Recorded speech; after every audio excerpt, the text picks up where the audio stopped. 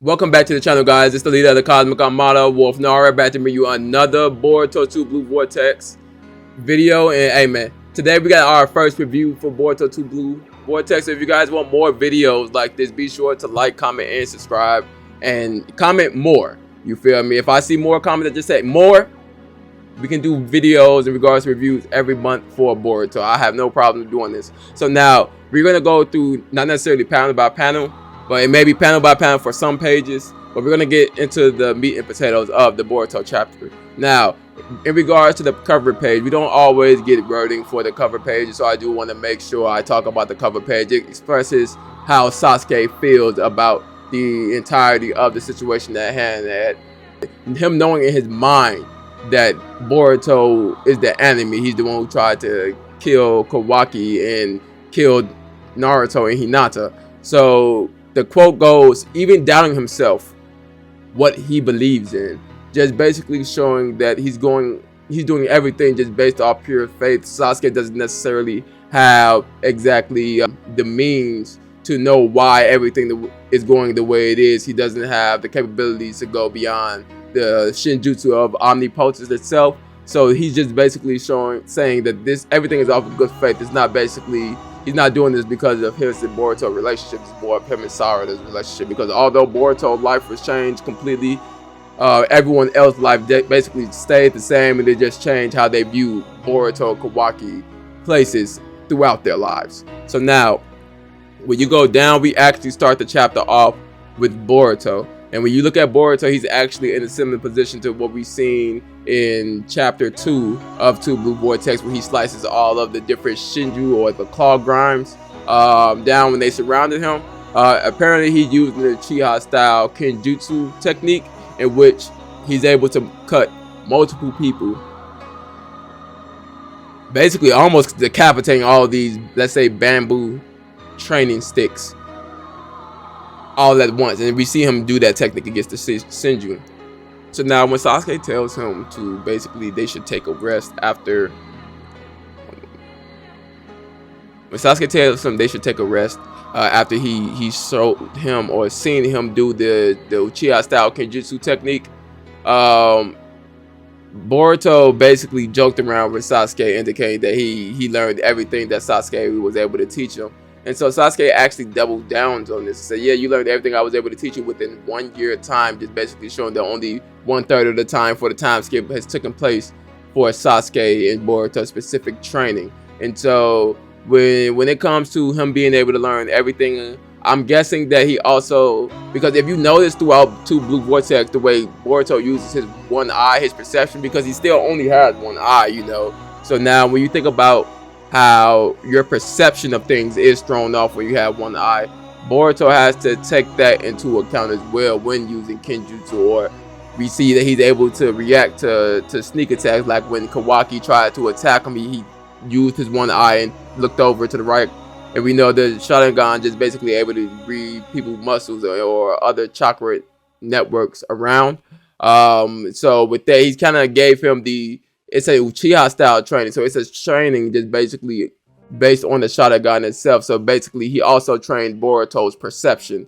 So his depth perception, I should say, in regards to this matter. So now when you look at him basically saying that, yeah, you're a genius. When a genius calls you a genius, it goes to show the aptitude that Boruto have for not only ninjutsu, but just picking up on new talents. The only person I can think of who really has this same type of talent in regards to picking up other clans' talents is the third Hokage, saying that he was able to master every single jutsu in the village, including the shadow possession jutsu, the partial expansion jutsu, the mind transfer jutsu, because although what makes them unique is basically their style, the yin and yang style. It's not necessarily that it is unique to them and only they are able to produce these jutsu. It's just they are able to.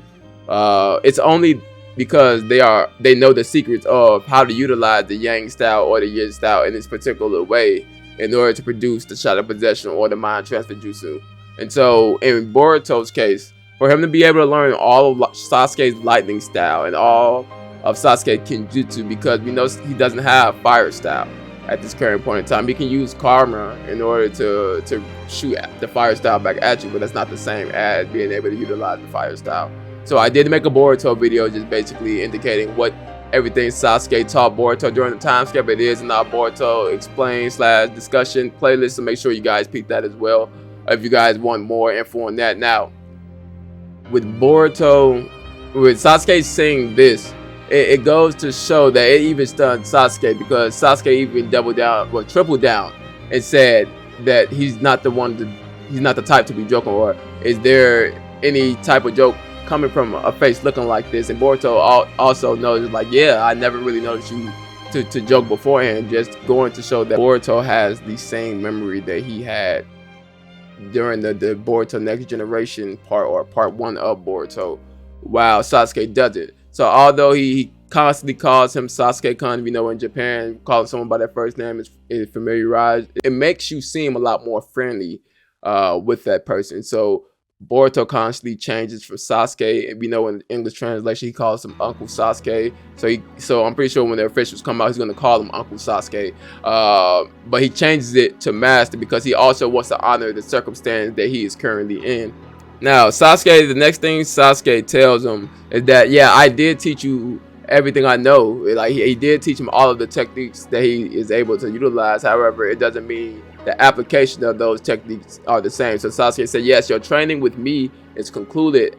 However, it doesn't change the fact that you don't know exactly what would be the optimal situation to use these jutsus, or how to mitigate the loss of unnecessary chakra and having better chakra control with each jutsu being used. So you have things that could be possibly passed on to Boruto, because if he say he pretty much taught him everything, that means we can see Boruto use Chidori Senbon, we can see Boruto use Chidori Stream, we see Boruto use something similar to Chidori Stream, where he just pretty much releases chakra from his entire body and then converts that chakra into lightning chakra. It's similar to Chidori Stream, but it's more potent. While Chidori Stream is just different lightning currents occurring, Boruto just did a basic lightning blast, just going to show you, and goes to double down on the fact that it's the application of these jutsus. So he's able to utilize it, but the application of these jutsus are still different. He's still a little rough behind the ears in regards to the 1 year time skip.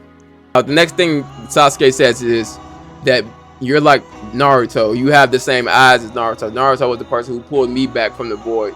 And it goes to show that although Sasuke don't have a familiar relationship with Boruto, he is still trusting his daughter to that degree, but he also is spending that year with Boruto. It makes him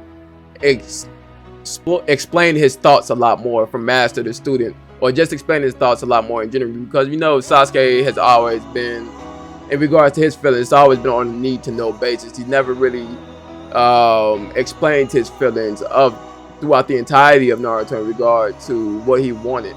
And so we know in Shippuden, Sasuke was often a slave to his feelings. For him saying he wants to unalive Itachi, to him saying he wants to destroy the village, for him saying he wants to destroy the very foundation it means to be a ninja, for him to say he doesn't want to destroy, he wants to uphold. He's always been a slave to those emotions, and finally logic won out. And so for him to show that he's not necessarily a slave to those emotions in this case, but he's following those emotions to their core in good faith of his daughter. And I just love to see how he also acknowledges that through the chapter as well. So he was just basically saying how his entire mentality is working against how he feels right now. He says that although his memories may not be able to be trusted, he's going to trust his daughter, and that the only intuition that he has is saying that only Boruto and Sarada is able to combat the thing that is coming next, or the result of the omnipotent Shinjutsu, or the story with the boy with the pure eye, the story of how Boruto is the guy, wow, can't even talk.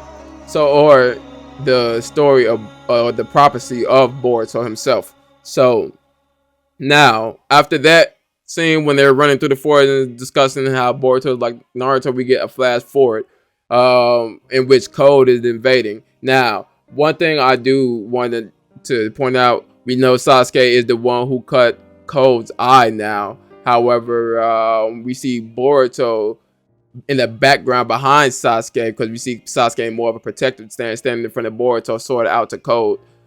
We see Boruto with a broken blade in the background. It's almost as if the very thing that he trained so hard for, he didn't have the mentality, or he didn't have the experience to put it into play, in which the Uchiha Star, he was fighting too aggressively. Maybe he didn't apply chakra to the blade, because we often see Sasuke always applies chakra to his blade and then converts it to lightning. That's how we get the Chidori sword. So we see Boruto is really wet behind the ears during the time skip, because he wasn't able to take down any of the claw grimes. And Sasuke had to also protect him from Code. We know Code is stated to be stronger than Jigen, so at this point it would make sense for Boruto not to really be able to hold a candle without further training, because we know it took Naruto 2.5 years to learn the Odama Rasengan. And so when you take that into account, and all the different things that Sasuke taught Boruto, because the fact that Boruto is a genius, Boruto has the shortcomings of thinking he mastered something when he didn't. For example, in the anime, he has the Rasengan, in which he fights the guy who's eating people. I can't think of his name. He's also in the mangas, where he's part of the Yu-Gi-Oh card arc. That's what I always call it.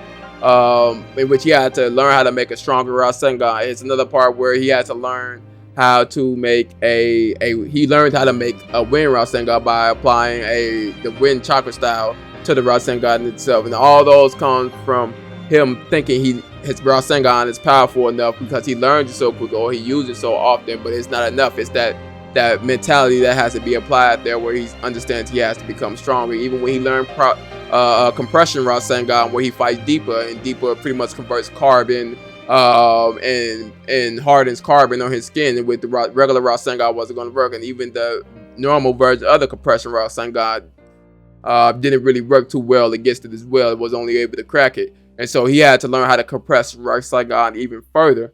So I wonder if he's able to do something like a compressed Chidori or anything of that nature. With Sasuke telling Boruto to run, he understands this is not a fight they're going to win. He's taking that sacrificial lamb role.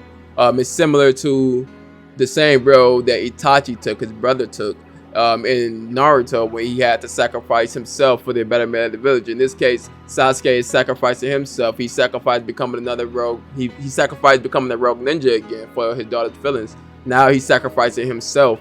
He didn't know that the claw grind was going to be able to turn into a tree and seal him, but he was sacrificing himself for the feeling, not anything concrete. Keep in mind that Sasuke is a guy who always moved with emotion, but tried to take the logical path through his emotion. And so with him just basically saying, I'm going to sacrifice myself, you need to run, this is for my daughter, this is something that could potentially save the planet, even though the entire world is flipped on its head, Sasuke is doing his job properly as the Shadow Kage and seeing through deception, through just feelings. And that's one of the big things that we do get throughout Naruto. That's the very thing that changed the world, was everyone's feelings connecting. So in this case, Sasuke being the catalyst for Boruto to be able to escape, although his prophecy is still continuing, but just for him to be that catalyst in order to produce the guy who's going to save ultimately the dimension, the entire universe, because we know these Otsutsuki's are a different breed of threat. They're interdimensional threats. They're technically fourth dimensional threats if Shibai comes into effect again. So now, after Sasuke charges in with the Chidori sword, some time passes. I'm guessing Boruto escaped. I'm guessing he ran away on foot. So in my other video, I said he probably used flying Raijin to get away. But this time, I'm thinking more he ran away on foot in this situation, in which he comes back, and we see in a similar fashion, if you see how the bodies are actually laid out, they're reminiscent of the Uchiha style Kenjutsu technique that Boruto used, where all the senjus surround him and Sasuke cuts random parts of their body, but it ultimately stops him. And we see Sasuke put into a tree, almost as if one claw grind caught him off guard, in which that caused Sasuke himself to be caught into becoming a byproduct, or having his DNA being accessible to the claw grinds and being mutated further from there.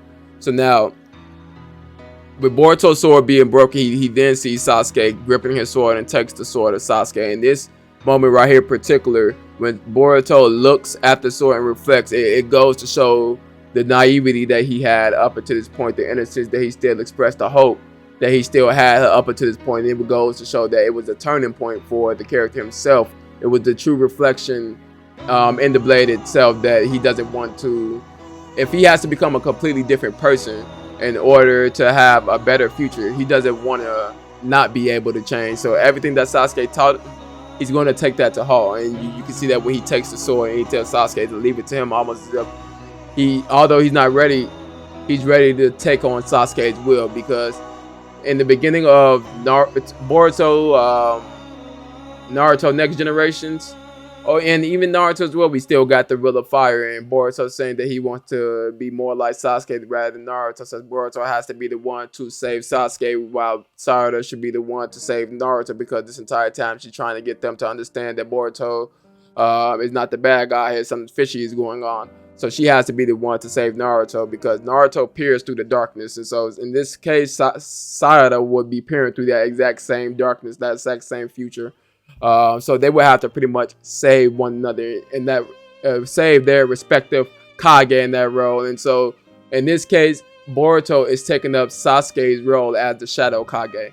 Now, when Boruto, now after that, we get a flash forward to the current event. It continues on from where we left off with chapter 4 from sitting on the tree. Boruto is now looking over at the tree and probably the horizon from there, just contemplating, going to show that everything is pretty much taking a turn for the worse. But just like Sasuke taught him during that year, that a ninja endures. Even before that year, that a ninja has to endure. The soul of a ninja doesn't change. That's one of the best that Sasuke and Naruto had in the beginning of Boruto, Naruto Next Generation, that he betted to Naruto that Boruto is exactly as he is. He's just a little bit more rough around the edges than they were.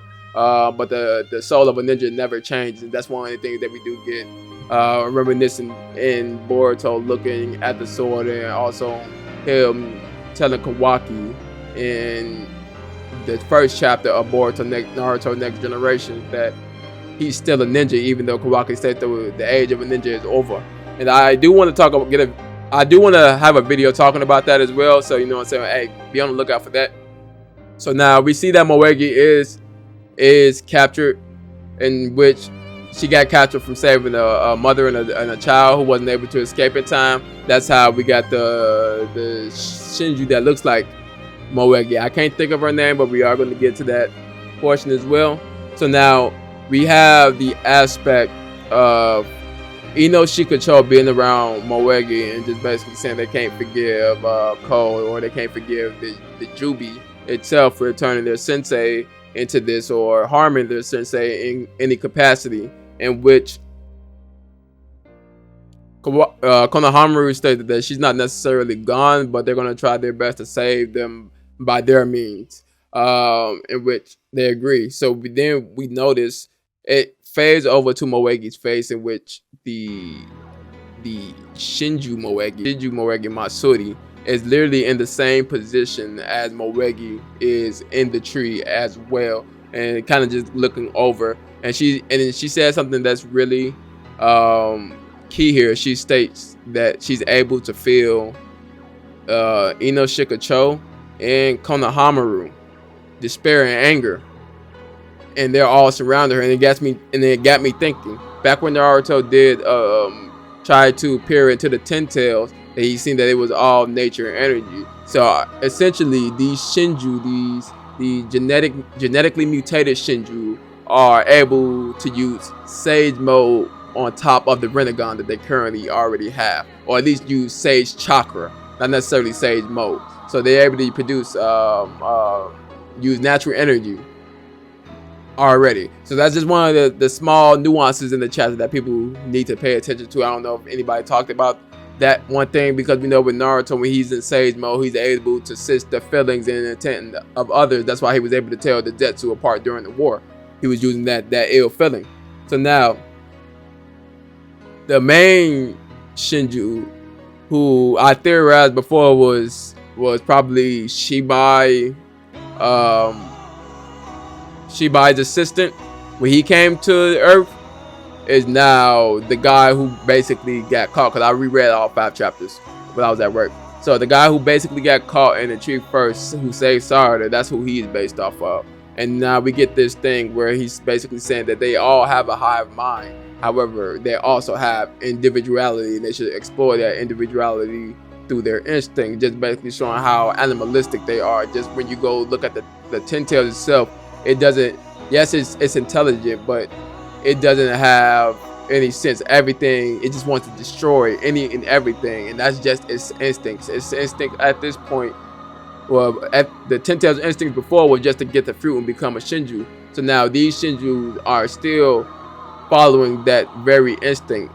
So the Ten Tails are basically just a slave to its instincts, and they want to not only follow the instinct at first. The reason why they follow that instinct didn't matter, but because they have ego now, because they're in this weakened state, then they want to know why they have to follow that instinct. Thus, kind of becoming similar to humans themselves.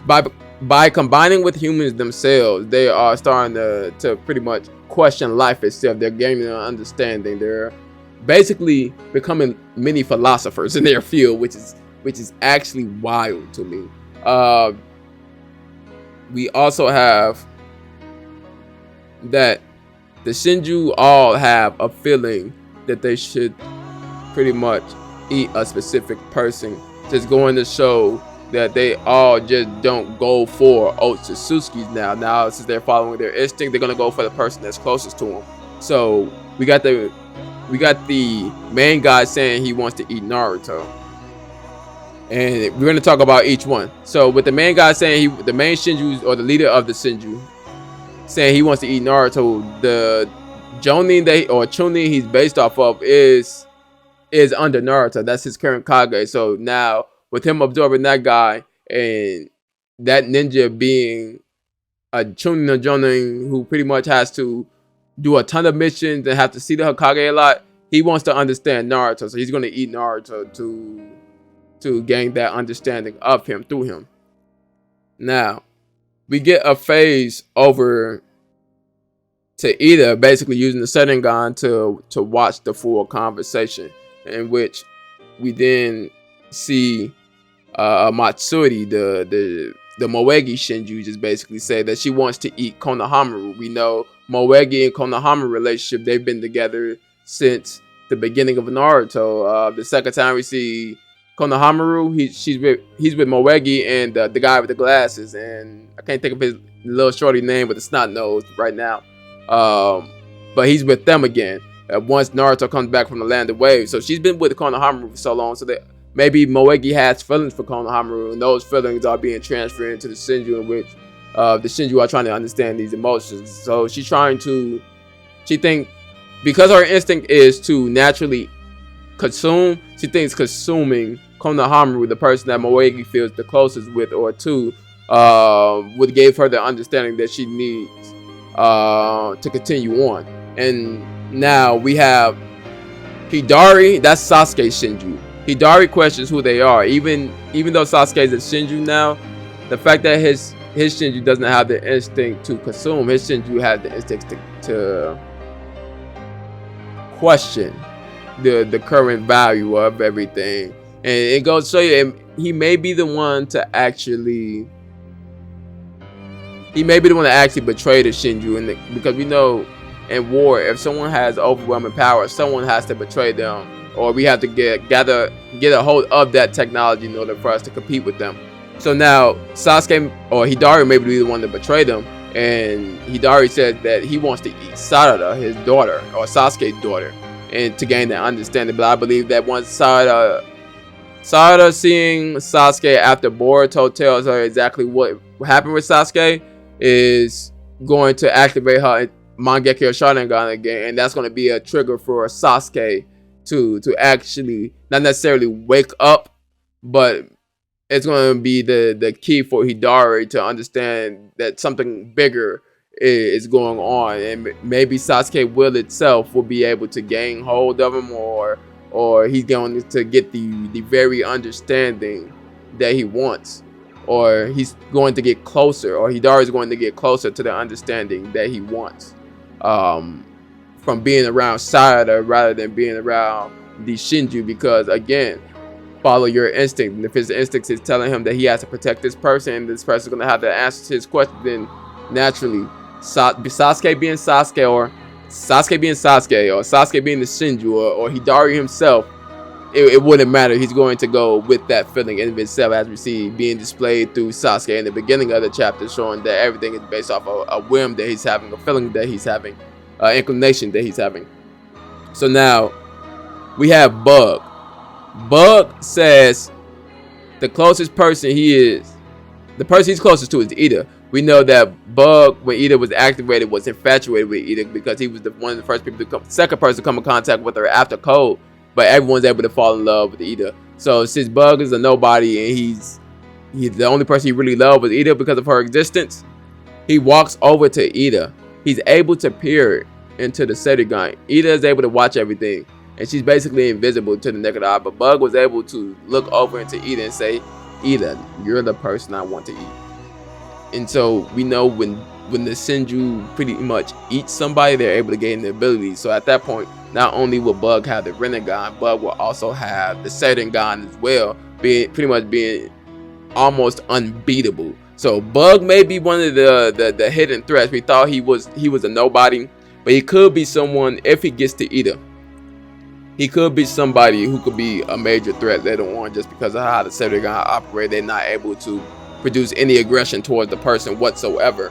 Now, after we get done with that and Ida gets scared and releases the Seirigane, we see Damon over there asking if his sisters are right. So now we're gonna have we're gonna get the confrontation between Damon and Bug fighting one another again. Technically, it's a rematch. We see Bug pretty much get yippee-ki-yayed by Damon earlier in part, well, not early, but later in part 1, we see him pretty much get scared of Damon, and so now it's gonna be pretty much a rematch between that personality and Damon. And so in this case, if Damon is defeated by Bug, Bug could potentially get Damon's ability as well.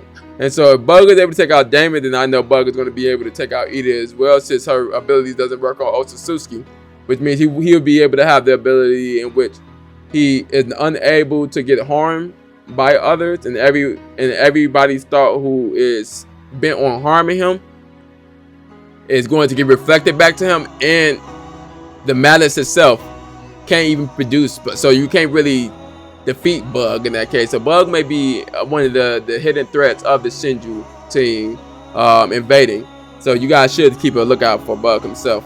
So now after that, we get over to Amado basically saying that all the information is not matching up. The body that Boruto is supposed to have, Kawaki is supposed to have, the data of his daughter that Boruto is supposed to have, and his karma Kawaki has. So even Amado says that something is going on logically, because just like an artist leave his print on his painting, Amado could look at the karma and know instantly that he was the one to produce it, even though his memories are reversing and it's supposed to be on Boruto. So essentially, Amado could find out that everything is pretty much a farce, thus backing up Sarada. So in chapter 6, Amado may be the one that allows Boruto to be able to go into the village without getting killed, but Boruto may go into lockdown. Sarada and Samura is talking. They just basically saying, and if you show them a picture of Boruto as a baby, they're gonna still say that Kawaki is the son of Naruto, just basically saying that everything is still the way it was before. Now, after that, Boruto appears behind Sarada and corrects them, because Sarada says that people can overcome their memories but with their feelings because her dad did. And Boruto corrects her. He said even though Sasuke didn't completely trust Boruto, he doubted those very memories that built up that distrust for Boruto, and still used his life to protect them. And when Sarada looks over at Boruto, and he says also for you, Sarada, which goes to show that Sasuke sacrificed himself for the future, just like his brother did before him. And with Sarada runs up to Boruto and gives him a hug, just basically saying it took you a long time. And with Boruto hugged him back and says he's home now. So now we're gonna get the politics next chapter, indicating Boruto freeing not necessarily freeing his innocence, but making the case at least strong enough for them to second guess everything. Because if Amato is saying one thing and Amato is the one who's doing everything, and they call Kawaki, and yeah, he can deny everything, but Amato has the proof. And Shikamaru, one thing we know about Shikamaru is he's an analytical person. He's a very cautious and suspicious person. Him and Amato have similar personalities. If evidence lines up for the other side, he's going to also take a look into that evidence as well to see exactly which one would be the best course of action.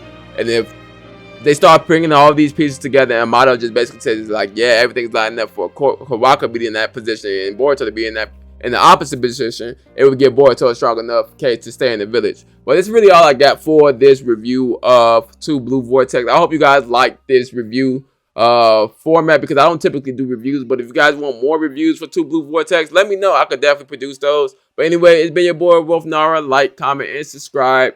Tell a friend. Hey man, if it's up to y'all, man, we may be doing Boruto reviews more on the channel again. I'm out. Who really a factor? I done grew up as a bastard, stepped out the womb into a disaster. Designing drugs and guns on my city after, pray for the lackers. Cause it only get worse and they try to blame it on your rappers. Label was factors. My rap, he told me sign an affidavit, like my life and my family ain't matter. Do you know how I feel to get served to the court on the platter? That shit that happened. Lose your life, I soon like the months in the wound that your mama went through.